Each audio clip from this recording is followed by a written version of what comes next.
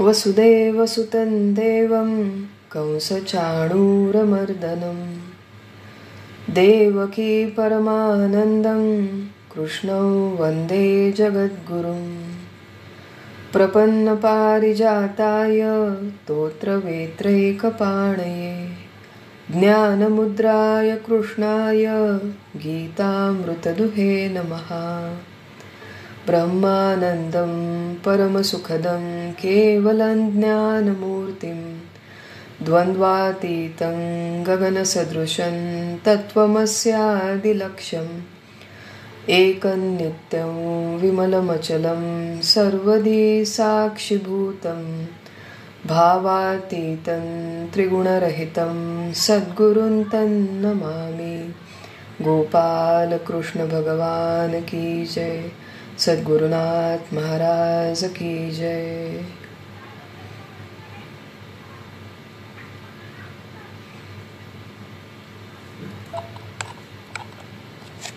सब लोगों को प्रणाम, सबको वंदन करती हूँ। भगवद गीता अध्याय 4 ज्ञान कर्म संन्यास योग, इसका हम लोग अभ्यास यहाँ पर कर रहे हैं। पिछले सत्र में हमने अभ्यास किया था श्लोक क्रमांक 16, 17 और 18, जिसमें से 18वां श्लोक तत्वज्ञान की दृष्टि से, आचरण की दृष्टि से, समझने की दृष्टि से अत्यंत कठिन है। हमारा मंगलवार का सत्र पिछले मंगलवार को होने के पश्चात मुझे कई सारे लोगों ने फ़ोन किए, कई सारे संदेश मुझे आए। समझने के लिए कठिन है, काफ़ी संदिग्धता है, लोगों को थोड़ा बहुत समझ में आया है, थोड़ा नहीं आया है। तो ये जो 18वां श्लोक है, ये हम लोग आज फिर से थोड़ा दोहराएंगे। थोड़े इसमें जो बातें हमने सीखी थी, इसका हम लोग थोड़ा पुनर्विचार करेंगे विस्तार से फिर एक बार। कुछ बातें हमारी छूट गई थी पिछले सत्र में, उन बातों को भी हम लोग आज लेकर फिर एक बार 18वें श्लोक का थोड़ा अभ्यास करेंगे और फिर अगर समय हुआ तो आगे 19वें श्लोक की तरफ जाने का प्रयास करेंगे। महत्वपूर्ण श्लोक है एक, इसके बारे में थोड़ा सा विचार कर रही थी मैं कि समझने के लिए क्यों कठिन है इतना। हमारे रोज़ के जीवन में हम लोग काम करते हैं, कर्म करते हैं, और वो कर्म करने के लिए एक महत्वपूर्ण छोटी सी युक्ति है, विचार है, एक दृष्टिकोण है। साधकावस्था में ये विचार हमें कृत्रिमता से करना पड़ता है, सिद्धावस्था में ये सहजावस्था होती है, ये सहज स्थिति होती है सिद्ध लोगों की। 18वें श्लोक में जो कही है वो मुख्यतः सिद्ध महात्माओं की, जीवन मुक्त महात्माओं की सहज स्थिति है। उन्हें ये कृत्रिमता से विचार करना नहीं पड़ता, लेकिन हम लोग सारे साधकावस्था में हैं, हमें कृत्रिमता से ये विचार करना पड़ता है। विचार करने के लिए पहले वो समझना आवश्यक है, और ये जो विचार है ये संपूर्ण कर्म के प्रणाली का एक मर्म है, एक महत्वपूर्ण सेंट्रल थीम है। ये विचार अगर क्लियर हो गया, अच्छी तरह से समझ में आ गया, तो उसके पश्चात हम लोग इस विचार को लेकर अपना रोज़ का काम कर सकते हैं, और उस विचार को लेकर काम करने से, कर्म करने से हमारी कर्म के बंधन से मुक्ति हो जाएगी। ये मर्म समझना आवश्यक है। मर्म मतलब महत्व की बात। संत कबीर जी का दोहा है जिसमें वो कहते हैं कि मन ही में फूला फिरे करता हूँ मैं धर्म, मन ही में फूला फिरे करता हूँ मैं धर्म, कोटि कर्म सिर पर चढ़े चेती न देखे मर्म।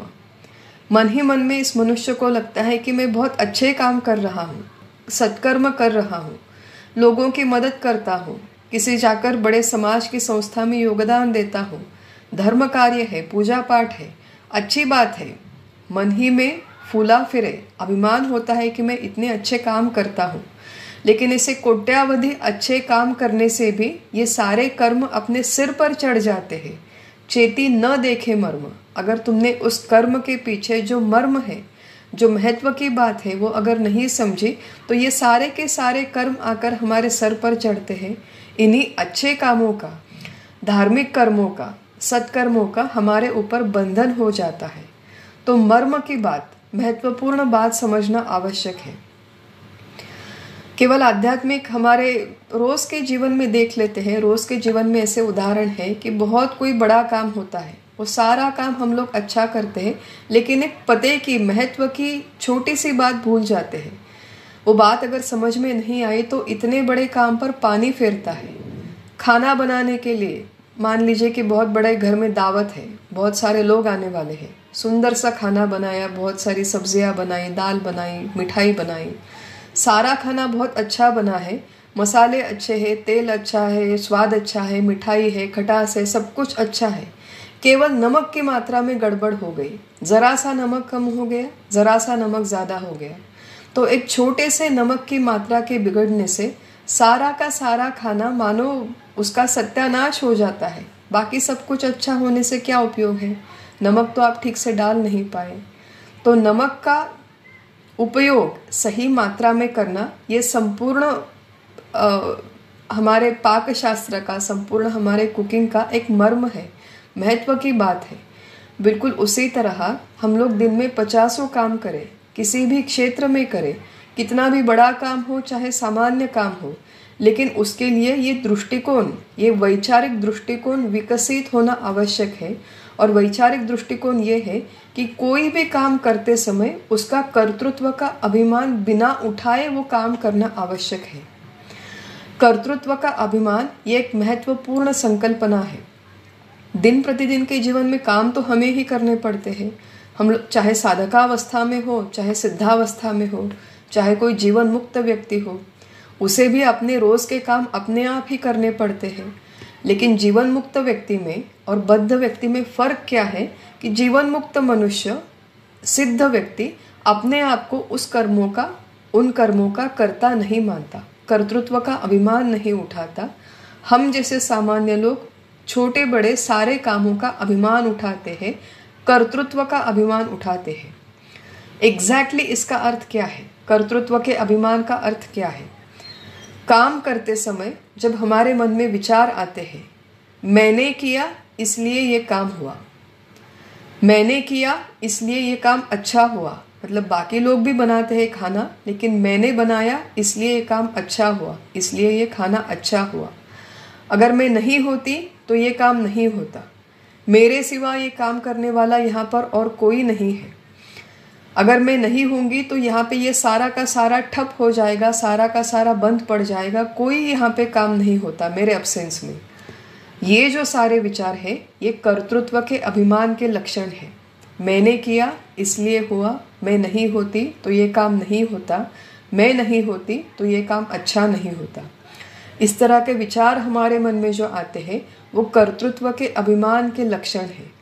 भगवान कहते हैं कि वही काम करो, रोज़ उठो, अपने परिवार के प्रति, समाज के प्रति, व्यवसाय के प्रति, अपने स्वयं के शरीर के प्रति वही अपने काम करते रहो। केवल ये कर्तृत्व का अभिमान छोड़ते हुए काम करो।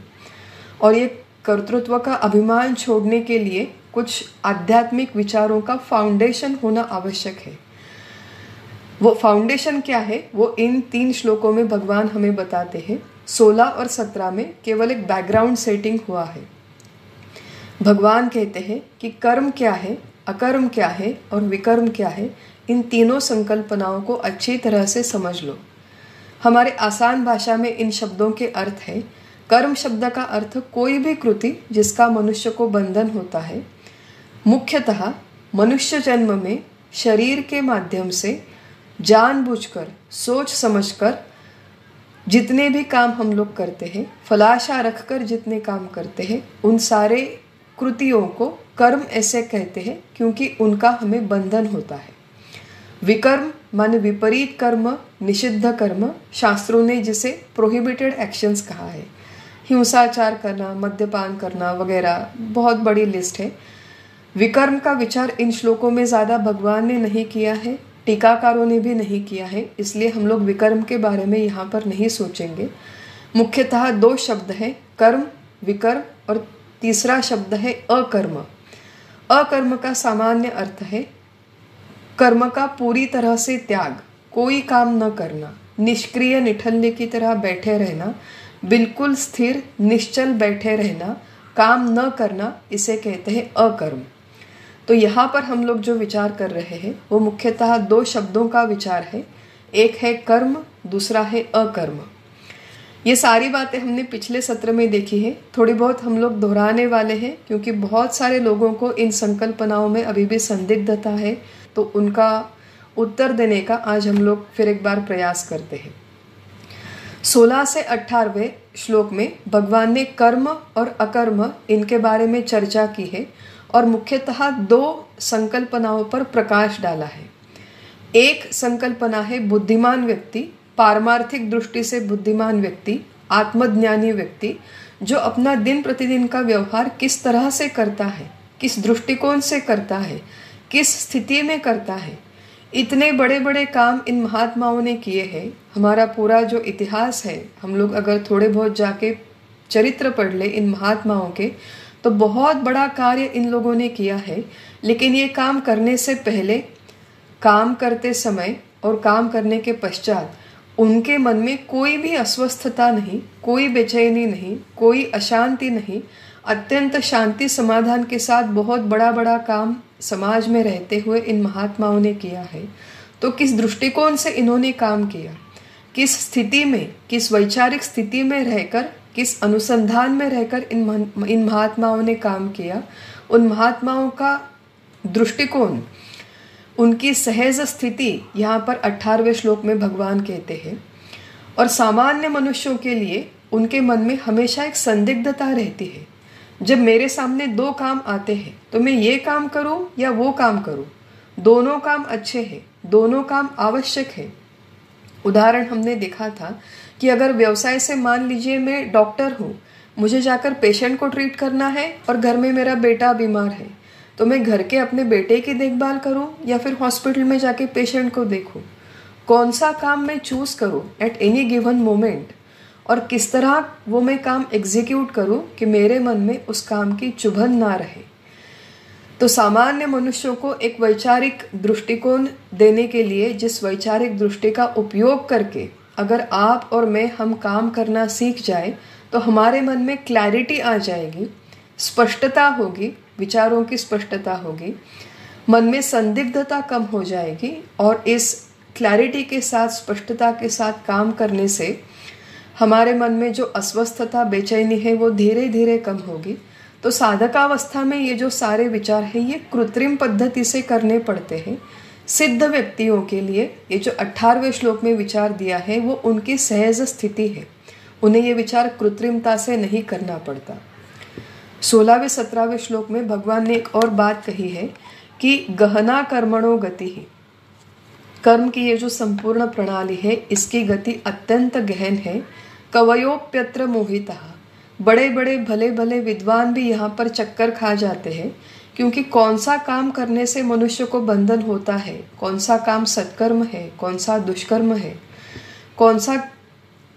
कौन से कर्म का फल उसे कब मिलेगा, कहाँ मिलेगा, कितने प्रमाण में मिलेगा, किस समय में मिलेगा, किस स्वरूप में मिलेगा, इनमें से किसी भी बात का निर्णय मनुष्य बुद्धि से निश्चित स्वरूप से होना संभव नहीं है।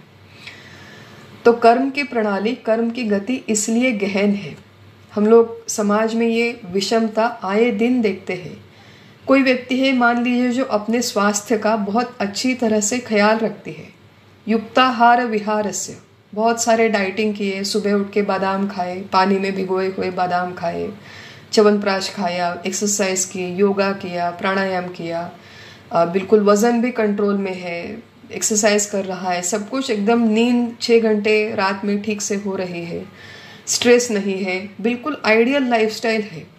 ऐसे व्यक्ति को अपने जीवन में एक ऐसा समय आता है कि बहुत बड़ी बीमारी हो जाती है। कभी डायबिटीज़ होता है, कभी कोलेस्ट्रॉल होता है, कभी कैंसर जैसी बीमारी हो जाती है। और इसके विपरीत दूसरा कोई व्यक्ति जो बिल्कुल अपने स्वास्थ्य का ख्याल नहीं रखता, जंक फूड खाता है, यहाँ वहाँ टीवी के सामने बैठता है, कभी एक्सरसाइज नहीं करता, स्मोकिंग कर लेता है, लेकिन सालों साल अच्छी तरह से जीवित रहता है, उसे तो कोई बीमारी नहीं होती। तो ऐसी विषमता क्यों है? अच्छे कामों का अच्छा फल तुरंत मिलता है, बुरे कामों का बुरा फल तुरंत मिलता है, ये हम लोग समाज में नहीं देखते। सदाचारी लोग बहुत सारे सफर होते हैं, दुराचारी लोगों का राज होता है। तो ये विषमता के पीछे कर्मों की गति है। कर्मों की गति अत्यंत गहन है। भगवान कहते हैं तो कर्मों का गणित लगाने से अच्छा है जो भी काम हम लोग कर रहे हैं वो उस दृष्टिकोण से करो। तत्ते कर्म प्रवक्ष्यामि यश ज्ञात्वा मोक्ष से अशुभात। एक युक्ति मैं तुम्हें बताता हूँ, एक दृष्टि मैं तुम्हें देता हूँ, उस दृष्टि का उपयोग करके अगर तुम काम करोगे अर्जुन तो तुम्हारी अशुभ से मुक्ति हो जाएगी। अशुभ हमारे जीवन में सबसे बड़ा क्या है कि हम लोग बंधन में हैं, और आश्चर्य की बात यह है हम बंधन में हैं ये भी हमें समझ में नहीं आता। इतने हम लोग बदनसीब हैं, इतने हम लोग दुर्भाग्य हैं, अभागे हैं कि बंधन में है ये भी हमें समझ में नहीं आता। कई सारे लोग हैं कि जो मन में पछतावा है, किसी पुराने बात का बहुत बड़ा रिग्रेट, आज 20 साल हो गए लेकिन आज तक मैं उस बात को भूल नहीं पाई। ना तो मैं अपने आप को माफ़ कर पाती हूँ, ना मैं दूसरों को माफ़ कर पाती हूँ। ये एक बंधन है। पश्चाताप होना बंधन है, दुख होना बंधन है, क्रोध होना, मन में गुस्सा आना बार बार, ये बंधन है। मत्सर से जलन होना, मन में तुलना होना, आए दिन दूसरों के साथ तुलना करना, ये एक बंधन है। और ऐसे बहुत सारे अंतरूनी बंधनों से हम लोग बंधे हुए हैं, दुखी रहते हैं। भले ही हम लोग फोटो में इतने अच्छे दिखे, एकदम स्माइलिंग फेस है, प्रसन्न दिखते हैं, लेकिन मन में अंदर ही अंदर ये जो दुख है, ये जो जलन है, ये जो अपूर्णता है, सेंस ऑफ इनकम्प्लीटनेस है, इनसिक्योरिटी हमारे अंदर होती है। ये सारे के सारे बंधनों से तुम्हारी मुक्ति हो जाएगी अगर तुम इस प्रणाली को अच्छी तरह से समझ लोगे, भगवान कहते हैं। और वो जो प्रणाली है वो भगवान हमें 18वें श्लोक में अब यहाँ पर बताने जाने वाले हैं। जैसे मैंने कहा था कि कठिन है ये बातें। शुरू में ऐसे लगता है कि मुझे समझ में आया, लेकिन अगर दूसरे दिन कोई पूछे कि कल क्या हुआ था, वो हम लोग ठीक से रिप्रोड्यूस नहीं कर पाते हैं। तो बार बार ये बातें सुननी पड़ती है। और दूसरा ये भी एक एंगल है कि इसे कनेक्ट द डॉट्स कहते हैं कि कुछ कर्म के प्रणाली के कुछ सिद्धांत हमने दूसरे अध्याय में सीखे हैं, कुछ हमने तीसरे अध्याय में सीखे हैं, आज हम लोग चौथे अध्याय में हैं। तो जो पुरानी अध्याय में बातें हो गई वो सारी की सारी तो हम लोग अब यहाँ पर दोहरा नहीं सकते। जो पुरानी बातें हो गई इनका बार बार श्रवण करें और उस प्रकाश में आज की बातों को समझने का प्रयास करेंगे। कनेक्ट द डॉट्स अगर करेंगे तो ये सारी बातें इकट्ठा समझ में आने में थोड़ी आसानी होगी। ये बैकग्राउंड है और ये बैकग्राउंड के साथ जो प्रत्यक्ष 18वां श्लोक है उसकी तरफ हम लोग फिर एक बार जाते हैं और फिर एक बार इसका विचार करने का प्रयास करते हैं। सबुद्धिमान मनुष्येषु, तो भगवान बुद्धिमान व्यक्ति की परिभाषा यहाँ पर फिर से समझा रहे हैं। और वो बुद्धिमान व्यक्ति, पारमार्थिक दृष्टि से बुद्धिमान व्यक्ति कौन है? जो कर्म में अकर्म देखता है और अकर्म में कर्म देखता है। एक पैराडॉक्सिकल स्टेटमेंट है, विरोधाभासात्मक विधान, और इसका उपयोग एक टीचिंग टेक्निक है। इस प्रबोधन पद्धति का भगवान इसलिए उपयोग करते हैं क्योंकि इस तरह ये जो गुत्थी है इसे सुलझाने के लिए थोड़ा आउट ऑफ बॉक्स थिंकिंग करना आवश्यक है। जो हमारा रूटीन थिंकिंग है, रूटीन थिंकिंग के मदद से हम लोग इस विधान को समझ नहीं पाते। तो इस विधान को समझने के लिए थोड़ा सा हट के विचार करने की आवश्यकता है। बुद्धिमान मनुष्य वो है जो कर्म में अकर्म देखता है और अकर्म में कर्म देखता है।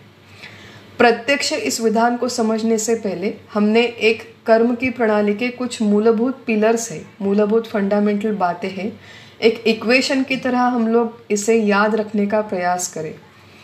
मैथमेटिकल इक्वेशंस होते हैं, क्वाड्रेटिक इक्वेशंस होते हैं, a+b² a² + 2ab वगैरह। ये हम लोग शुरू में रट लेते हैं, हमें समझ में नहीं आता। एटलीस्ट मुझे समझ में नहीं आया था जब मैंने ये पहली बार रटा था क्वाड्रेटिक इक्वेशन। धीरे धीरे जब एग्जाम्पल सॉल्व करते हैं तो धीरे धीरे समझ में आता है कि वो ओरिजिनल इक्वेशन में क्या कहना चाहते थे। बिल्कुल इसी तरह ये जो कर्म की प्रणाली के फंडामेंटल इक्वेशन है, कुछ पिलर्स है, इसे समझने का प्रयास करते हैं। तो प्रणाली में जो महत्वपूर्ण बातें हैं कि कोई भी काम करते समय शरीर करण है, करण माने साधन, कर्ता जीव है, कारयिता ईश्वर है और परमात्मा तत्व ये अकर्ता है, कोई भी काम नहीं करते, ये निष्क्रिय अधिष्ठान है। शरीर करण है, जीव करता है, ईश्वर कारयिता है और परमात्मा परब्रह्म तत्व अकर्ता है, वो निष्क्रिय अधिष्ठान है। अज्ञानावस्था में, मनुष्य के अज्ञान अवस्था में पहले स्तर पे मनुष्य ये सोचता है कि मैं देह हूँ, देह जो भी काम कर रहा है वो मैं कर रहा हूँ। देह बोलता है, चलता है, तो मुझे लगता है मैं बोल रही हूँ, मैं चल रही हूँ, मैं सुन रही हूँ, तो देह के सारे काम ये मेरे काम। ये पहला स्तर, ये अज्ञान की अवस्था है। थोड़ा जब पारमार्थिक श्रवण होता है तो मनुष्य दूसरे स्तर पे चला जाता है। देह अचेतन है और देह को चलाने वाला, देह को चेतना देकर चलाने वाला, देह से काम करवाने वाला एक चेतन तत्व इस देह के अंदर है। उसे जीव कहते हैं, उसे जीवात्मा कहते हैं। जीवात्मा सारे कर्मों का कर्ता है, ऐसी वेदांत शास्त्र की प्रणाली है। जीवात्मा इस शरीर के माध्यम से चलता है, बोलता है, सुनता है, देखता है वगैरह, सारे काम करने वाला जीवात्मा है। जीवात्मा इस शरीर में रहता है, शरीर के माध्यम से सारे काम करवाता है। ये विचार का दूसरा स्तर है, ये साधकावस्था है। प्रारंभिक स्तर में हम लोग इतना भी डिफरेंशिएट कर पाए कि देह अचेतन है, जीव चेतन है और जीव देह के माध्यम से सारे काम करवा रहा है, तो दैट इज गुड इनफ। ये बिगिनिंग है, ये शुरुआत है। ये विचार का दूसरा स्तर है साधकावस्था में। यही साधकावस्था में थोड़ा जब हमारा विचार का स्तर बढ़ता है, क्रम विकास होता है, तो ईश्वर नाम का तत्व आता है। ईश्वर कारयिता है। प्रत्येक जीवात्मा को कर्म करने के लिए अंदर से एक प्रेरणा होने की आवश्यकता होती है और काम करने के लिए बाहर उसके आसपास कुछ सामग्री होने की आवश्यकता होती है। देखिए, प्रत्येक मनुष्य जब काम करता है तो प्रत्येक मनुष्य की अपनी अपनी बुद्धि है, अपनी अपनी काम करने की एक पद्धति है, विचार करने की एक स्वतंत्र पद्धति है। एक ही काम जब 10 लोग करते हैं तो प्रत्येक व्यक्ति का करने का अपना एक अलग अलग तरीका है। प्रत्येक व्यक्ति एक काम अलग अलग तरीके से क्यों करती है? क्योंकि उसके अंदर की प्रेरणा अलग है, उसकी बुद्धि अलग है, उसके कर्मेंद्रियों की, इंद्रियों की, शरीर की क्षमता अलग है। तो प्रत्येक मनुष्य को काम करने के लिए अलग अलग परिस्थिति मिलती है, अलग अलग सामग्री मिलती है, अलग अलग लोग हैं। किसी को अच्छी अनुकूल परिस्थिति है, किसी को प्रतिकूल परिस्थिति है, किसी की बुद्धि अच्छी है, किसी की बुद्धि कम है, किसी की शारीरिक क्षमता अधिक है, किसी की शारीरिक क्षमता कम है, स्टैमिना ज़्यादा है, स्टैमिना कम है। तो प्रत्येक व्यक्ति को अलग अलग सामग्री देने वाला, प्रत्येक व्यक्ति को अलग अलग प्रेरणा देने वाला ईश्वर नाम का एक तत्व है। इसे हम वेदांत की परिभाषा में कारयिता कहते हैं, करवाने वाले। प्रत्यक्ष काम करने वाला जीव है, वो देह के माध्यम से करता है, लेकिन जीव को सामग्री और प्रेरणा देने वाला ईश्वर नाम का तत्व है। जब हम लोग इस ईश्वर के प्रेजेंस को समझने लगते हैं तो ये विचार का एक तीसरा स्तर है। ईश्वर सर्वभूतानां हृद्देशे अर्जुन तिष्ठति। तो कर्म की प्रणाली में ईश्वर कारयिता है। ईश्वर के प्रेजेंस को समझना, ईश्वर की शक्ति को समझना, ये विचार का तीसरा स्तर है। और विचार का चौथा स्तर है परमात्मा नाम का तत्व, शुद्ध चैतन्य, प्योर कॉन्शियसनेस। ये शुद्ध चैतन्य एक अलौकिक प्रकाश है, दिव्य प्रकाश है। ये प्रकाश माने सूर्य का प्रकाश जैसे होता है वैसे ये प्रकाश नहीं। ये आँखों को दिखाई नहीं देता, ये ज्ञानेंद्रियों के माध्यम से गोचर नहीं, ऐसा अलौकिक प्रकाश है, चैतन्य का प्रकाश। अष्टावक्र गीता नाम का एक सुंदर ग्रंथ है। इस अष्टावक्र गीता में बहुत सुंदर श्लोक आया है। प्रकाशो ही निजम रूपम न अतिरिक्तो स्म्यहम ततः। केवल ये प्रकाश, प्रकाशो ही निजम रूपम, निजम रूपम मतलब मेरा अपना रूप, मेरा स्वरूप ये प्रकाश है। ये अचेतन देह मेरा स्वरूप नहीं है, ये मैं नहीं हूँ। इस देह को चेतना देने वाला आत्म प्रकाश, परमात्मा प्रकाश, चैतन्य का प्रकाश है। ये अलौकिक दिव्य प्रकाश है जिसका कभी जन्म नहीं होता, जिसकी कभी मृत्यु नहीं होती, जो कभी बूढ़ा नहीं होता। ये दिव्य प्रकाश मेरा मूल स्वरूप है। प्रकाशो ही निजम रूपम न अतिरिक्तो स्म्यहम ततः। इसके सिवा मैं और कुछ नहीं हूँ।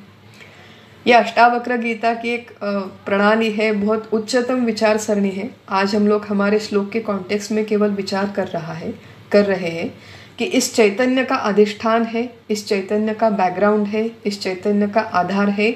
इसलिए ईश्वर प्रेरणा देते हैं, जीवात्मा प्रेरणा लेता है और वो प्रेरणा लेकर शरीर के माध्यम से काम करता है। तो ईश्वर, जीव, शरीर, ये तीनों जिस अधिष्ठान पर काम करते हैं उस अधिष्ठान को परमात्मा कहते हैं। परमात्मा स्वयं कोई काम नहीं करते, निष्क्रिय है, एक्शनलेस है। क्यों काम नहीं करते? क्योंकि परमात्मा में कोई अवयव नहीं, इनका कोई रूप नहीं, इनकी कोई इंद्रियां नहीं, इनका अंतःकरण नहीं। ये जो सारा वर्णन है ये हमने दूसरे अध्याय में देखा था, श्लोक क्रमांक 11 से 30 तक। ये जो परमात्मा का वर्णन है वो मेरा मूल स्वरूप है, ये शुद्ध चैतन्य है। लेकिन इस शुद्ध चैतन्य को मानो बोरो करके, उधार लेके ईश्वर, इस संकल्पना की निर्मिति हुई है। ईश्वर चैतन्य है, ईश्वर इस संपूर्ण सृष्टि को चलाते हैं, सारे जीवात्माओं को प्रेरणा देते हैं, जीवात्मा वो प्रेरणा लेते हैं, सामग्री लेते हैं। और जो एक पैरामीटर्स प्रत्येक मनुष्य को मिलते हैं, एक बाउंड्री मिलती है, एक परिस्थिति मिलती है, एक घर है, एक व्यवसाय है, उस बाउंड्री में, उस पैरामीटर्स के अनुसार प्रत्येक मनुष्य, प्रत्येक जीवात्मा इस शरीर के माध्यम से काम करता है। तो शरीर करण है, कर्ता जीव है, कारयिता ईश्वर है और अकर्ता ब्रह्म अधिष्ठान है। ये एक महत्वपूर्ण एक पैरामीटर है, इक्वेशन है। इसे समझकर अच्छी तरह से हम लोग प्रत्यक्ष जो इस श्लोक में विधान दिया है इसे समझने का प्रयास करते हैं। एक प्रश्न मुझे पूछा गया था कि हम लोग ऐसे व्यवहार में कहते हैं कि अच्छा, हम लोग तो कुछ काम नहीं करते, सारे करवाने वाले ईश्वर ही है, परमात्मा ही सारे काम करते हैं, भगवान ही सारे काम करते हैं। गोंदवलेकर महाराज की हमारी प्रार्थना है कि मानावा राम सर्वदा करता, सारे कर्मों का कर्ता मानो राम है, भगवान राम है, ऐसा मान के चलिए। मैं कुछ नहीं कर रही हूँ, जो भी है वो राम जी कर रहे हैं, जो भी है वो भगवान कृष्ण कर रहे हैं, जो भी है वो देवी कर रही है। अब नवरात्रि चल रही है तो हमारे बोलने की परिभाषा में ये बिल्कुल ठीक है कि राम करते हैं, कृष्ण करते हैं, देवी करते हैं वगैरह। लेकिन प्रत्यक्ष व्यावहारिक स्तर में देख लीजिए, अच्छी तरह से समझ लीजिए कि जो भी काम मैं करती हूँ उसकी जिम्मेदारी मेरे कंधों पर है। मैं मतलब इस शरीर में बसा हुआ जीवात्मा इस शरीर के माध्यम से जो भी काम करता है उस काम की जिम्मेदारी इस शरीर में बसे हुए जीवात्मा की है। कर्तृत्व उसका है और उस कर्तृत्व के भोग भी उसी जीवात्मा को इसी शरीर के माध्यम से भोगने होते हैं। छोटा सा सिंपल सा उदाहरण है, सुबह में चाय बना रही हूँ, गैस के सामने खड़ी हूँ, चाय में मैंने चीनी की बजाय अगर नमक डाल दिया तो मैं ये नहीं कह सकती कि ये तो सारे राम करता है, भगवान श्री राम करता है, ये तो परमात्मा ने किया, इसमें मेरी कोई गलती नहीं है। ऐसा हम लोग नहीं कह सकते। व्यावहारिक सत्ता में जो काम मैं करती हूँ वो मुझे अपनी पूरी क्षमता के साथ करने हैं, बुद्धि से करने हैं, विचार से करने हैं, उत्कृष्ट पद्धति से करने हैं। तो जिम्मेदारी के साथ सारे काम करें। सारे काम करते हुए केवल अभिमान को दूर करने के लिए हम लोग कहते हैं कि भगवान श्री राम जी करता है, परमात्मा करता है। यहाँ पर हमने देखा कि जो परमात्मा है, जो निर्गुण परमात्मा है, वो कोई काम नहीं करते, वो अधिष्ठान स्वरूप है, निष्क्रिय है, अकर्ता है। वो स्वयं कोई काम नहीं करते, लेकिन उनके प्रेजेंस के बिना ये सृष्टि चलती नहीं। ये जीवात्मा नहीं चलता, ये ईश्वर नहीं काम करता, ये शरीर भी नहीं काम करता। केवल परमात्मा के प्रेजेंस से ये संपूर्ण सृष्टि एक्टिवेट होती है, काम करती है, लेकिन परमात्मा स्वयं कोई काम नहीं करते। केवल हमारे मन से अभिमान दूर होने के लिए हम लोग कहते हैं कि ये जो भी है वो भगवान कर रहे हैं, भगवान करवाते हैं, भगवान हमें प्रेरणा देते हैं, लेकिन प्रत्यक्ष काम करने वाली जीवरूप में हूँ और इसी शरीर के माध्यम से काम करती हूँ। तो सारे कर्मों का उत्तरदायित्व जो है, जिम्मेदारी जो है, भगवान श्री कृष्ण अर्जुन से क्या कह रहे हैं कि धनुष्य उठाओ और तुम युद्ध करो। भगवान ने ये नहीं कहा कि अर्जुन तुम बैठ जाओ, तुम मेरे इतने बड़े भक्त हो तो तुम्हारी जगह जाके मैं युद्ध करता हूँ। ये भगवान ने नहीं कहा। तुम्हारा युद्ध है, it is your battle, you have to fight it. तुम्हारा संघर्ष है, वो तुम्हें ही लड़ना है, लेकिन वो लड़ते हुए कर्तृत्व का अभिमान न हो। केवल इसलिए हम लोग कहते हैं कि जो भी करवाने वाले हैं वो भगवान है, जो भी करने वाले हैं वो भगवान है। प्रत्यक्ष रूप से कृति मुझे ही करनी है और मुझे मतलब इसी जीवात्मा को करनी है। ये महत्वपूर्ण बात है, इसे हम लोग याद रखें इस प्रणाली में। अब जो बुद्धिमान व्यक्ति है, जो आत्मज्ञानी व्यक्ति है, जो आत्मानुसंधान में स्थिर है, आत्मस्थिति में स्थिर है, वो क्या करता है? कर्म में अकर्म देखता है और अकर्म में कर्म देखता है। कर्म में अकर्म देखने का मतलब सारे काम शरीर से करते हुए ये जो आत्मज्ञानी व्यक्ति है वो अपने निष्क्रिय आत्मस्वरूप के अनुसंधान में रहता है। वो अकर्ता आत्मा में हूँ, इस अनुसंधान में, इस वैचारिक अनुसंधान में वो रहता है। शरीर से वही काम है, वही कार्य क्षमता है, वही एकाग्रता है, वही फोकस है, वही एफिशिएंसी है। संपूर्ण ध्यान उस काम में लगाकर वो आत्मज्ञानी व्यक्ति काम करता है। केवल वो काम करते हुए उसका अनुसंधान अपने आत्मस्वरूप के साथ है, अपने अकर्ता आत्मस्वरूप के साथ है, इसलिए उसे कर्तृत्व का अभिमान नहीं होता। हमने एक उदाहरण भी देखा था इसके लिए कि जब कोई अभिनेता है, अभिनेता जाकर फिल्म में काम करता है, प्रत्यक्ष में वो अत्यंत अमीर है, वहाँ पे जाकर फिल्म में भिखारी का रोल करता है। भिखारी का रोल बहुत अच्छी तरह से करता है।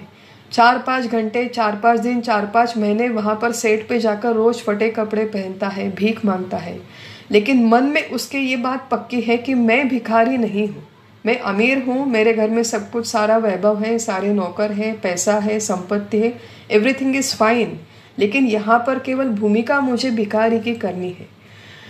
तो ये जिस तरह संभव है, बिल्कुल उसी तरह आत्मज्ञानी व्यक्ति अपने आत्मस्वरूप के अनुसंधान में रहते हुए, आत्मस्थिति में रहते हुए, कर्तृत्व का कोई अभिमान, कर्तृत्व के अभिमान की हमने परिभाषा क्या देखी थी? मैं हूँ इसलिए ये हो रहा है, मैं नहीं होती तो ये काम नहीं होता, मैं हूँ इसलिए ये अच्छा हो रहा है। इस तरह का कोई विचार मन में न रखते हुए, अपने आत्मस्थिति में रहते हुए, शरीर के माध्यम से जितने भी पैरामीटर्स मिले हैं उनका उपयोग करके ये जीवन मुक्त संत अपना सारा व्यवहार करते हैं। इसलिए कर्म में अकर्म, शरीर से काम, मन से अकर्म, मन से आत्मस्थिति। भगवान शंकराचार्य ने ये स्थिति को एक्सप्लेन करने के लिए एक सुंदर उदाहरण दिया है। भगवान शंकराचार्य कहते हैं, हम लोग थोड़ा सा आज के परिभाषा में ये समझने का प्रयास करते हैं कि मान लीजिए बड़े समंदर में मैं किसी बहुत बड़े जहाज में बैठी हूँ, क्रूज शिप, नाव में बैठी हूँ। अब देखिए समंदर में जब बहुत अंदर, समंदर एकदम शांत है, पानी में कोई बड़ी लहरें नहीं है, एकदम क्रूज शिप जो होता है बहुत बड़ा होता है। अगर आप कभी गए हो, बहुत साल पहले हम लोग गए थे, तो क्रूज शिप के अंदर जब होते हैं तो वहाँ पर बहुत बड़ा थिएटर है, वहाँ पर कैसीनो है, रेस्टोरेंट्स है, कॉफ़ी शॉप है, आप पेंटिंग कर सकते हो, योगा कर सकते हो। एक क्रूज शिप के अंदर अपनी ही बड़ी दुनिया रहती है। बाहर अगर हम लोग नहीं गए तो समझ में भी नहीं आता कि हम लोग समंदर के बीचों बीच खड़े हैं। अब क्रूज शिप में बैठे बैठे अगर मैंने शिप के अपने फ्लोर की तरफ देखा, ज़मीन की तरफ देखा, तो मुझे लगता है कि ये ज़मीन बिल्कुल स्थिर है। खिड़की के बाहर देखा तो पेड़ पौधे हमें दौड़ते हुए, पीछे की तरफ भागते हुए नज़र आते हैं। अब देखिए शिप से हम लोग जब बाहर देखते हैं तो पेड़ पौधे दौड़ रहे हैं और ये जो हमारी शिप है, ये जो ज़मीन है, वो बिल्कुल स्थिर है, ऐसा भास हमें होता है।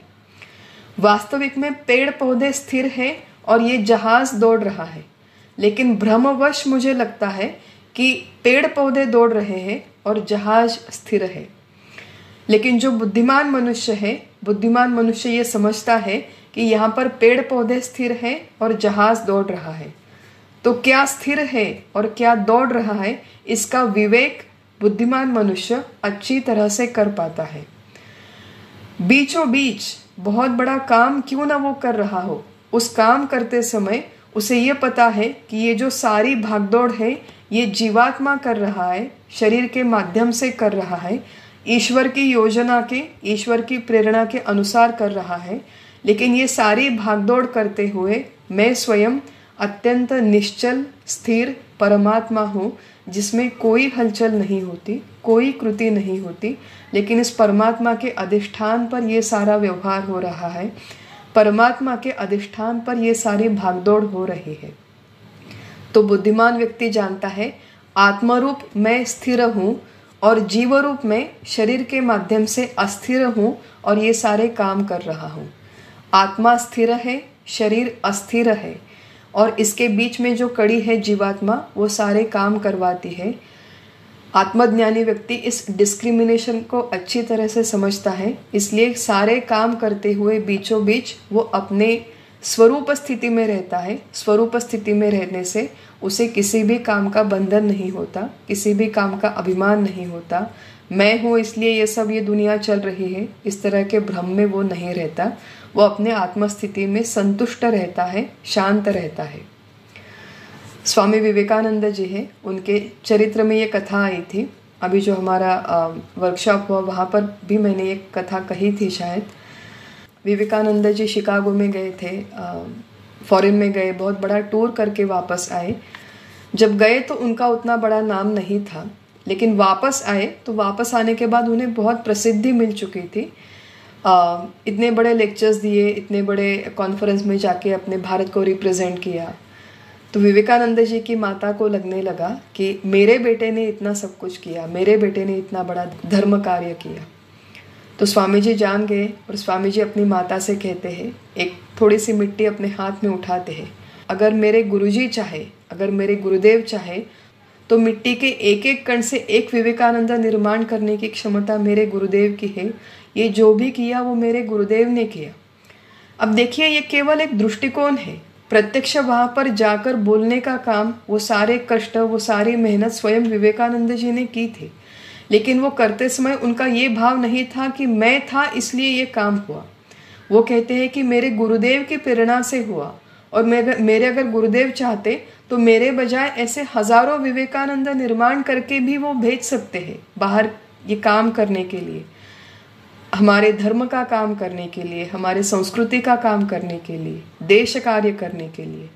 तो इस तरह के दृष्टिकोण सारे बड़े बड़े महात्माओं के होते हैं। किसी भी काम का क्रेडिट, कितने भी बड़े काम का क्रेडिट वो अपने पास नहीं लेते। और ये केवल शब्दों का व्यवहार नहीं है। साधकावस्था में भी हम लोग कहते हैं हाँ पैसा तो इतना बड़ा काम है, मैंने नहीं किया, ये तो भगवान की कृपा है इसलिए हुआ, लेकिन we don't really mean it, क्योंकि हमारे मन में थोड़ा बहुत तो अभिमान रहता है, थोड़ी बहुत तो झलक रहती है। वी ट्राई, साधकावस्था में ये प्रयास होता है, लेकिन सिद्धावस्था में ये सहज स्थिति होती है।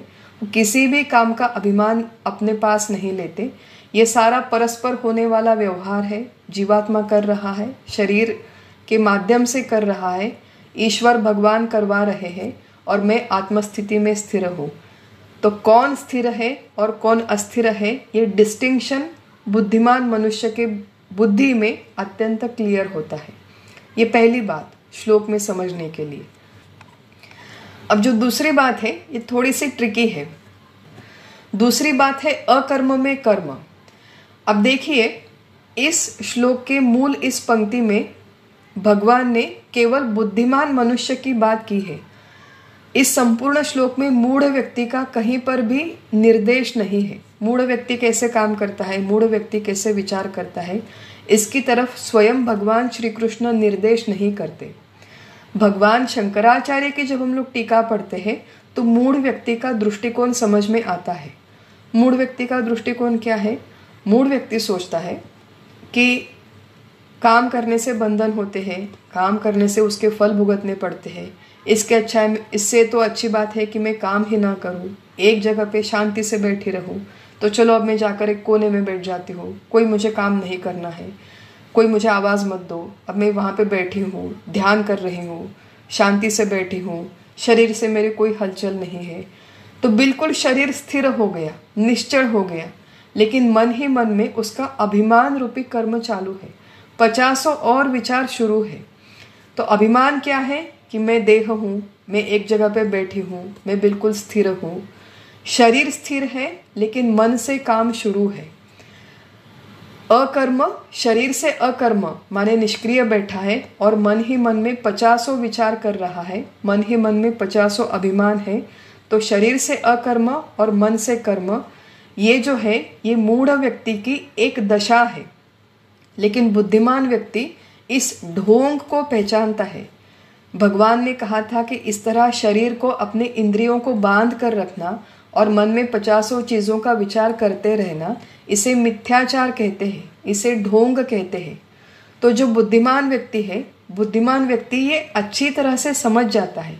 सामने दूसरा कोई व्यक्ति बैठा है जो कहता है कि मैं ध्यान धारणा करने के लिए बैठा हूँ, बिल्कुल मुझे आवाज़ मत दो। तो बैठा तो है, शरीर से स्थिर है, लेकिन मन में सारी दुनियादारी की बातें हो रही है। बुद्धिमान व्यक्ति कैन डिसर्न, वो ये फर्क कर पाता है कि ये स्थिर बैठना कोई वास्तविक में स्थिर बैठना नहीं है, ये इसकी दुनियादारी ही चल रही है। तो इस ढोंग को वह पहचान जाता है, ये पहली बात। और दूसरी बात, एक इसी के इनफैक्ट इसी कॉन्टेक्स्ट में हमारे संत तुकाराम महाराज हैं, उन्होंने एक बहुत सुंदर अभंग की रचना की है। अभंग में तुकाराम महाराज की है शायद रचना है, जिसमें वो कहते हैं कि एक तटस्थ मानसी, एक सहजची आलसी। दो लोग सामने बैठे हैं, एक तटस्थ मानसी, एक मन से अत्यंत स्थिर है और दूसरा स्थिर बैठा है, लेकिन वो आलस की वजह से स्थिर बैठा है। दोनों दिसती सारखी, दोनों बाहर से दिखने में एकदम समान है। वर्म जाने तो पारखे, लेकिन दोनों में जो फर्क है, शरीर से दोनों स्थिर है, एक आलस्य की वजह से और एक वास्तविक में मन से भी स्थिर है, शरीर से भी स्थिर है, इसलिए बैठा है। इन दोनों के फर्क को जो समझता है वो वास्तविक में बुद्धिमान है, वो वास्तविक में विचारवंत है। एक ध्यानी करीती जप, एक ध्यान में बैठ के वास्तविक में भगवान का जप करता है। एक बैसुनी घेती झोप, एक वहाँ पे बैठ के सो जाते हैं आंखें बंद करके। एका सर्वस्वाचा त्याग, एक व्यक्ति वहाँ पे बैठा है, वो अपना सब कुछ वास्तविक में त्याग करके वहाँ पर शांति से बैठता है। एका पोटासाठी जोग, एक वहाँ पे बैठा है, वो केवल अपना पेट भरने के लिए ढोंग रचा के बैठा है। एका भक्ति पोटासाठी, एका देवा सवे गाठी, एक भक्त है जो भगवान के सामने बैठता है अपना पेट भरने के लिए, अपनी मन की इच्छाएं मांगने के लिए, अपने मन की इच्छाओं की पूर्ति करने के लिए। दूसरा भक्त भी भगवान के सामने जाके बैठता है, लेकिन वो इसलिए बैठा है कि भगवान मुझे आपकी प्राप्ति करनी है, मुझे आपसे मिलना है। वर्म पोटी एका, फल दोन सांगे तुका, बाहर से दिखने में कृति बिल्कुल समान है, लेकिन दोनों के फल एकदम अलग अलग है, एकदम भिन्न भिन्न है। फल दोन सांगे तुका, ये तुकाराम महाराज कहते हैं। तो शरीर से किसकी स्थिति क्या है, इससे उसकी पारमार्थिक अंतरंग स्थिति का निश्चय नहीं होता। पारमार्थिक अंतरंग स्थिति या तो वो व्यक्ति स्वयं अपने आप जानता है, अगर वो प्रामाणिक है तो, या तो उसके गुरु पहचानते हैं, या ऐसे कोई जीवन मुक्त संत महात्मा पहचानते हैं, या फिर भगवान जानते हैं। बाहर से दिखने में लगता है कि कितना बड़ा पारमार्थिक है, कितना बड़ा ध्यान लगा के बैठा है, अंदर उसके क्या हो रहा है ये कोई नहीं जानता, ये केवल बुद्धिमान व्यक्ति जानता है। बुद्धिमान मनुष्य ढोंग को भी समझता है और वास्तविक में अकर्म में कर्म का अर्थ क्या है। जो जीवन मुक्त व्यक्ति है वो जानते हैं कि आत्मरूप में अकर्म माने अकर्ता हूँ, कोई काम नहीं करता, और जो भी ये सारे काम हो रहा है, जो भी ये सारा व्यवहार हो रहा है, ये केवल उपाधियों का परस्पर व्यवहार है, इससे मेरा कुछ लेना देना नहीं है। बिजली जहाँ पर होती है तो बिजली ये नहीं सोचती कि मैं प्रकाश दे रही हूँ, मैं हवा दे रही हूँ, मैं ठंडा कर रही हूँ, मैं गर्म कर रही हूँ। बिजली केवल वहाँ पर उपस्थित है। बिजली के होने से सारे उपकरण एक्टिवेट होते हैं, काम करते हैं। बिजली किसी भी काम का अभिमान अपने तरफ नहीं लेते। बुद्धिमान व्यक्ति बिल्कुल इसी तरह जानते हैं कि आत्मरूप में अकर्ता हूँ, कोई काम नहीं करता, लेकिन इसी आत्म चैतन्य के अधिष्ठान पर ये सारा देहादि संघात, ये सारा देह, ये इंद्रियां, ये संपूर्ण विश्व, ये सारी उपाधियां काम करती है, व्यवहार करती है। ये अत्यंत क्लैरिटी बुद्धिमान मनुष्य के मन में होती है। तो इस श्लोक में जो दो पंक्तियां हैं, कर्म में अकर्म, अकर्म में कर्म, ये दोनों ही पंक्तियाँ मूलतः बुद्धिमान व्यक्ति के लिए ही लिखी गई है। बुद्धिमान व्यक्ति के ही विचार करने का दृष्टिकोण यहाँ पे कहा गया है। यहाँ पे मूढ़ व्यक्ति की जो अवस्था है ये केवल टीकाकार भगवान शंकराचार्य कहते हैं, इसलिए हमें वो समझ में आती है।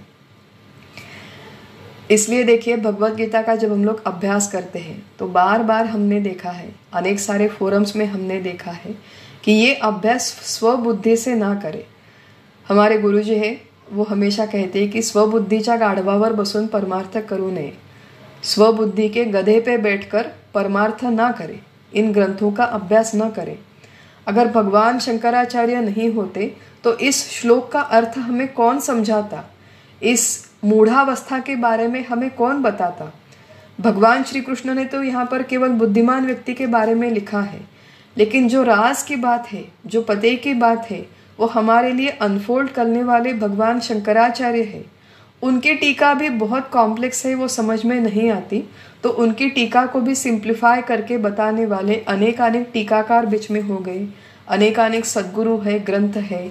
ये सब कुछ पढ़ने के पश्चात ये थोड़ा बहुत समझ में आता है कि श्लोक में भगवान को वास्तविक में क्या कहना है। इसलिए बहुत महत्वपूर्ण है कि संप्रदाय पूर्वक अभ्यास करें, संप्रदाय पूर्वक श्रवण करें, संप्रदाय पूर्वक किसी ऑथेंटिक अधिकृत व्यक्ति के माध्यम से इन बातों को पढ़ने का, सुनने का, समझने का और फिर उसके ऊपर विचार करने का प्रयास करें। अपनी बुद्धि से ये श्लोक इंटरप्रेट करने का प्रयास ना करें, नहीं तो फिर जो मर्म की बातें हैं, जो महत्वपूर्ण बातें हैं इस श्लोक में, वो बिल्कुल छूट जाती है। और इतना सब एक तात्विक विचार करने के पश्चात, बुद्धिमान व्यक्ति का दृष्टिकोण समझने के पश्चात, कुछ 2-3 महत्वपूर्ण बातें हैं जो हमारे दिन प्रतिदिन के जीवन में साधना की दृष्टिकोण से आवश्यक है। अब जो सिद्ध व्यक्ति है वो तो सिद्ध व्यक्ति है, उनके लिए ये सेकंड नेचर हो चुका है। बहुत सारा काम करते हैं लेकिन कोई फलाशा नहीं, कोई अभिमान नहीं, कर्म करते हुए अकर्म में रहते हैं, अकर्म में कर्म को देखते हैं, माने ये सारा उपाधियों का व्यवहार है, ये भी अच्छी तरह से जानते हैं, तो उनके लिए इट इज़ वेरी ईजी। लेकिन हम सब लोग साधकावस्था में हैं। साधकावस्था में ये सारे विचार हमें कृत्रिमता से, आर्टिफिशियली करने पड़ते हैं। काम करते हुए 50 बार मन में फलाशा आती है, 50 बार मन में अहंकार आता है, 50 बार लगता है कि मैं हूँ इसलिए मेरी गृहस्थी चल रही है। कई बार ये भी लगता है कि ना कुछ ये करने में मतलब ही नहीं है, ये सब कुछ छोड़ के चले जाओ। कई बार हम लोग गलत काम करते हैं और गलत काम करते हुए बीच में ही ये आध्यात्मिक विचार मन में आता है कि जीव करता है, शरीर माध्यम है और ईश्वर कार्यता है।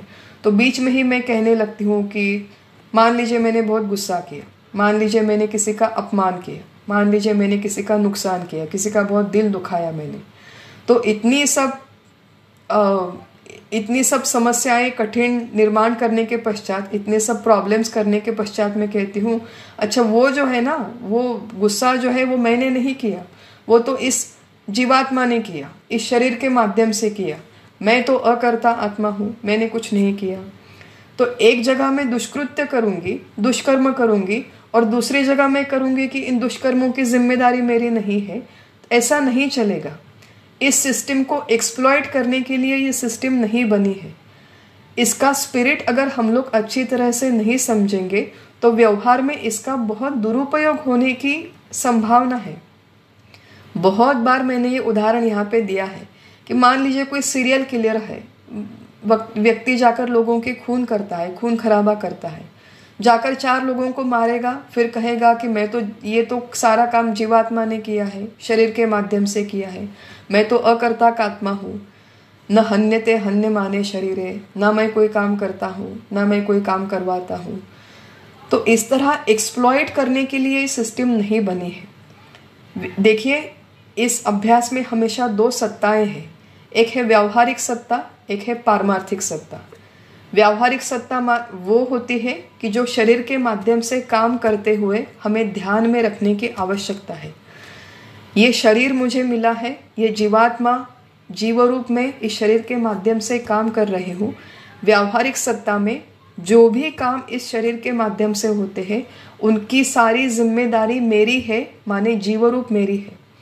जीव रूप में इस शरीर के माध्यम से जितने काम करती हूँ वो अच्छे काम हो, सत्कर्म हो, उत्कृष्ट पद्धति से हो, ये सारा मेरा उत्तरदायित्व है, मेरी जिम्मेदारी है।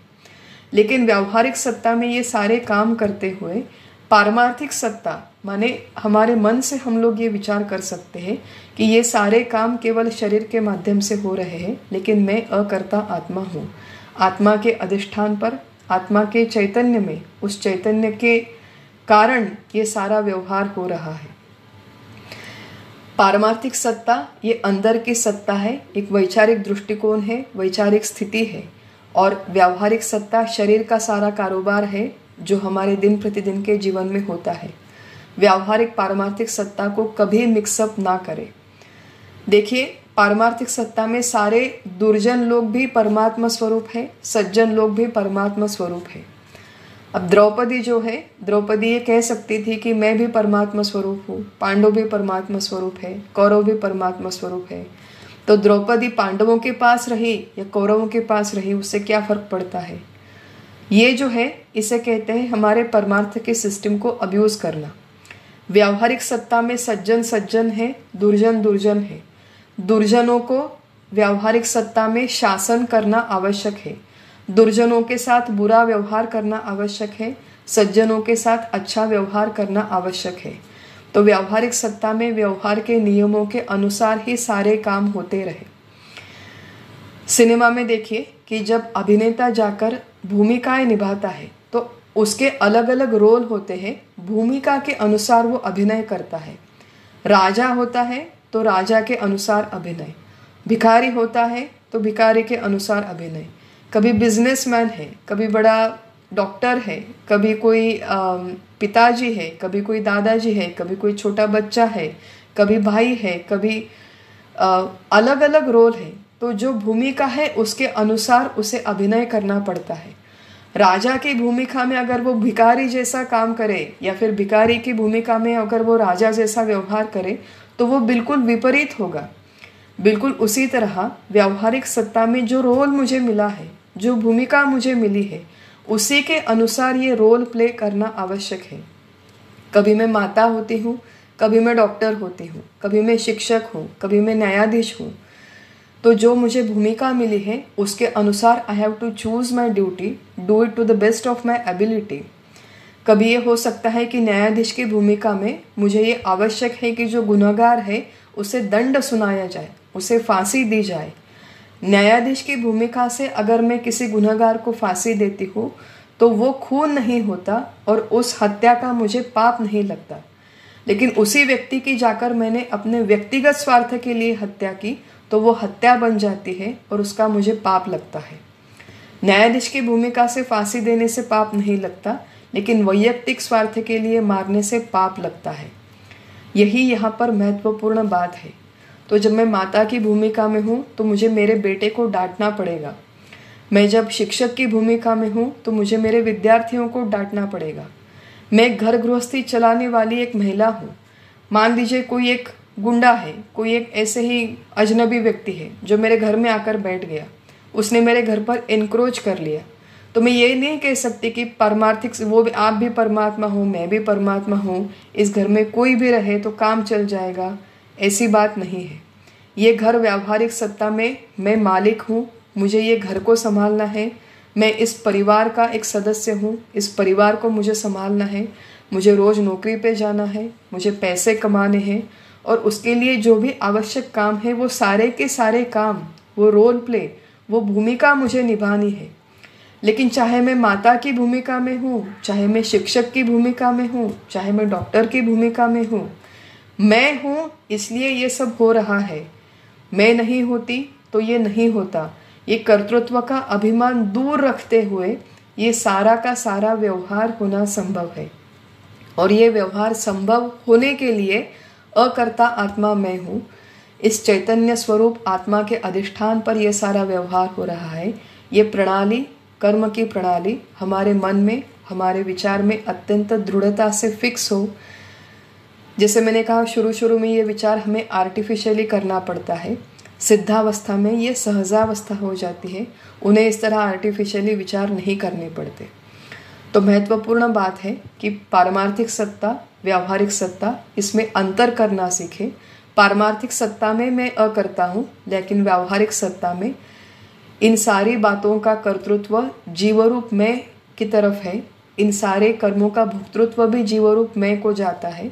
तो कर्ता भोक्ता ये जीवात्मा है। जीवात्मा को जिम्मेदारी से काम करने होते हैं। व्यावहारिक सत्ता के नियमों का पालन करते हुए ये सारे काम करने होते हैं। ये पहली बात है जो आवश्यक बात है, हम लोग इसे समझने का प्रयास करें। और दूसरी बात है कि परमार्थ का एक्सक्यूज बना के निष्क्रिय बैठना, निठल्ले की तरह बैठना, ये यहाँ पर उद्दिष्ट नहीं है। देखिए बहुत बार होता है, ये हो सकता है कि जब ये बातें धीरे धीरे समझ में आती है कि ये शरीर में नहीं हूँ, ये जीवात्मा में नहीं हूँ, ये जो आत्मा है परमात्मा है वो मेरा मूल स्वरूप है। आत्मा का तो जन्म भी नहीं हुआ, मृत्यु भी नहीं हुई, आत्मा का कोई अवयव नहीं है, कोई कर्मेंद्रिया नहीं, कोई ज्ञानेंद्रिया नहीं, आत्मा का कोई अंतःकरण नहीं। आत्मा ना मारती है न मरवाती है, न करता है न करवाती है, और वो मैं हूँ और मुझे अनुभव लेना है। परमात्मा मैं हूँ ऐसा मुझे अनुभव लेना है। तो क्या होता है, घर की जो भी जिम्मेदारियाँ हैं, बेसिक जिम्मेदारियाँ, वो सब दूर रख के मैं कहती हूँ कि अब ये सारे काम ना आप कर लो, मुझे अब यहाँ पे बैठ के पढ़ाई करनी है, मुझे बैठ के ध्यान धारणा करनी है। तो जो आवश्यक काम है, आवश्यक कर्तव्य है, वो सब छोड़ छाड़ के हम लोग ये गीता की किताब लेकर बैठ जाते हैं। ना संसार होता है अच्छी तरह से और न हम लोग अच्छी तरह से परमार्थ कर पाते हैं। तो न घर का न घाट का, हम लोग बीच में ही कहीं लटक जाते हैं। इस तरह से निष्क्रिय बैठना, निठल्ले की तरह बैठना, सारे कामकाज छोड़ के यहाँ पर 24 घंटे ध्यान धारणा, गीता का अभ्यास करना, या फिर गीता के अभ्यास के नाम पर बस बिल्कुल निठल्ले की तरह बैठे रहना। लोगों को दिखा रही हूँ कि मैं बहुत पढ़ाई कर रही हूँ, लेकिन वास्तविक में मन में और सारी दुनियादारी की बातें चल रही है। ये ढोंग करना, ये निष्क्रियता से बैठना यहाँ पर बिल्कुल उद्दिष्ट नहीं है। स्वामी विवेकानंद है, उनका एक लेक्चर है जिसका नाम है प्रैक्टिकल वेदांत। उसके ऊपर किताब है, ये एक आर्टिकल भी है, ऑनलाइन भी अवेलेबल है। बहुत प्रसिद्ध आर्टिकल है, प्रसिद्ध लेक्चर है। अवश्य जाकर प्रत्येक व्यक्ति इसे सुने, इसे पढ़े। इसमें स्वामी विवेकानंद ने एक बहुत सुंदर बात लिखी है। उस बात को हम लोग पढ़ते हैं और फिर हमारे आज के चिंतन को समाप्त करेंगे। मूल ये जो बात स्वामी जी ने कही थी वो इंग्लिश में है, मैं यहाँ पर इंग्लिश में पढ़ती हूँ और हम लोग थोड़ा सा उसका फिर ट्रांसलेशन देखते हैं। तो स्वामी जी कहते हैं इस संपूर्ण मुद्दे के बारे में, इस संपूर्ण प्रणाली के बारे में स्वामी जी कहते हैं, the doctrine which stands out luminously in every page of the Gita is intense activity, but in the midst of it, eternal calmness. Bhagavad Gita का सबसे महत्वपूर्ण तत्वज्ञान क्या है? इंटेंस एक्टिविटी, अत्यधिक कार्यक्षमता, अत्यधिक क्रियाशीलता, but in the midst of it eternal calmness.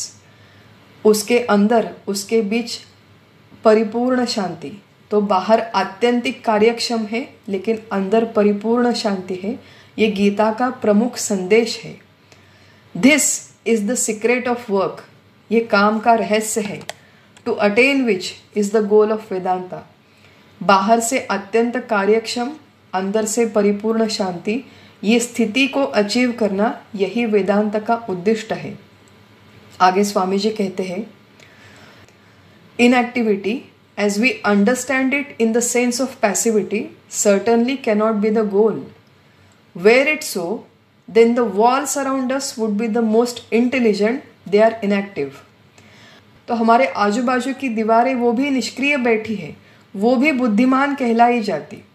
Clods of earth, stumps of trees would be the greatest sages in the world. हमारे आसपास में जो पेड़ पौधे हैं, जो ज़मीन है, जो बिल्कुल निष्क्रिय है, वो दुनिया के सबसे बड़े साधु संत विचारवंत बन जाते, क्योंकि दे आर इनएक्टिव, वो भी इनएक्टिव होते हैं। Nor does inactivity become activity when it is combined with passion. Swami ji कहते हैं, real activity which is the goal of Vedanta is combined with eternal calmness. जो सही में काम है, सही में कार्यक्षमता है, वो हमेशा परिपूर्ण शांति के साथ जुड़ी हुई रहती है।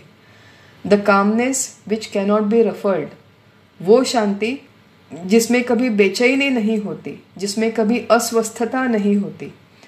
The balance of mind which is never disturbed, मन का वो समतोल जिसमें कभी हलचल नहीं होती, जिसमें कभी डिस्टर्बेंस नहीं होता, whatever happens. And we all know from our experience in life that is the best attitude for work. तो स्वामी जी कहते हैं, real activity which is the goal of Vedanta is combined with eternal calmness, the calmness which cannot be ruffled, the balance of mind which is never disturbed whatever happens. And we all know from our experience in life that this is the best attitude of work. परिपूर्ण शांति के साथ बाहर आत्यंतिक क्षमता के साथ काम करते रहे, ये जीवन में सर्वोत्कृष्ट दृष्टिकोण है। कर्म में अकर्म देखना, अकर्म में कर्म देखना, ये जो परिभाषा भगवान ने उपयोग की है यहाँ पर, ये इसी की तरफ निर्देश करने के लिए है कि हम लोग हमारे सारे कर्तृत्व का अभिमान छोड़ दें, लेकिन अभिमान छोड़ते हुए भी बाहर अत्यधिक क्षमता के साथ काम करते रहे और अंदर हमारे मन में परिपूर्ण शांति हो। इस बैलेंस को अचीव करने के लिए ये श्लोक हमें मदद करता है। तो आज हमने 18वें श्लोक का फिर एक बार आत्यंतिक विस्तार के साथ विचार किया है। इसको कम से कम 2-3 बार सुने, समझने का प्रयास करें। पुराने प्रवचन और ये प्रवचन साथ में सुनने के पश्चात, कनेक्ट द डॉट करने के पश्चात ये बातें धीरे धीरे समझ में आने लगती है। तो हम लोग हमारे सद्गुरु से प्रार्थना करते हैं कि इस तरह हमारे जीवन में भी कार्यक्षम हमारा जीवन हो और अंदर मन में परिपूर्ण शांति हो। इसके लिए भगवान जी से प्रार्थना करते हैं और हमारा आज का चिंतन यहीं पर समाप्त करते हैं। हरि ओम तत्सत।